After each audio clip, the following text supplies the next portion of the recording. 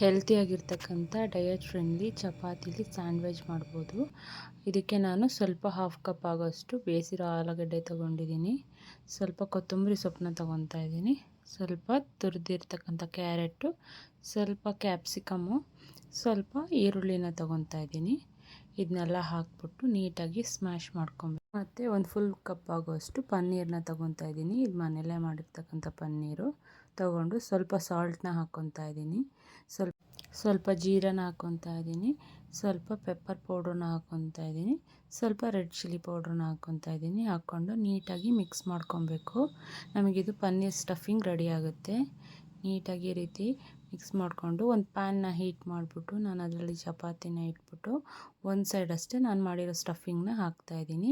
ಹಾಕಿ ನೀಟಾಗಿ ಫೋಲ್ಡ್ ಮಾಡಿ ಎರಡೂ ಸೈಡ್ ನೀಟಾಗಿ ರೋಸ್ಟ್ ಮಾಡ್ಕೊಬೇಕು. ಆವಾಗ ಸ್ಟಫಿಂಗು ಕ್ರಿಸ್ಪಿಯಾಗಿ ಮಾಡಿಕೊಂಡ್ರೆ ತುಂಬಾ ಚೆನ್ನಾಗಿರುತ್ತೆ. ಅದಕ್ಕೆ ನಾನು ಸ್ವಲ್ಪ ಮಯೋನೀಸ್ ಮಾಡ್ಕೊತಾ ಇದ್ದೀನಿ. ಸ್ವಲ್ಪ ಪನ್ನೀರನ್ನ ಹಾಕ್ಕೊತಾ ಇದ್ದೀನಿ. ಸ್ವಲ್ಪ ಗೋಡಂಬಿನ ಹಾಕ್ಕೊತಾ ಇದ್ದೀನಿ. ಅದಕ್ಕೆ ನಾನು ಸ್ವಲ್ಪ ಸಬ್ಬಸಿಗೆ ಸೊಪ್ಪನ್ನ ಹಾಕ್ಕೊತಾ ಇದ್ದೀನಿ, ಫ್ಲೇವರ್ ಚೆನ್ನಾಗಿರುತ್ತೆ ಅಂಥೇಳಿ. ಸ್ವಲ್ಪ ಪೆಪ್ಪರು ಮತ್ತು ಸ್ವಲ್ಪ ಸಾಲ್ಟನ್ನ ಹಾಕ್ಕೊಬೇಕು. ಹಾಕಿ ನೀಟಾಗಿ ಪೇಸ್ಟ್ ಮಾಡಿದ್ರೆ ಸ್ಯಾಂಡ್ವಿಚ್ ಜೊತೆಗೆ ತುಂಬಾ ಚೆನ್ನಾಗಿರುತ್ತೆ ಮಯೋನೀಸು. ಮಕ್ಳಿಗೆ ಕೂಡ ಈ ಮಯೋನೀಸ್ನ ಎಲ್ಲ ಸ್ನ್ಯಾಕ್ಸ್ ಜೊತೆ ಕೊಡ್ಬೋದು.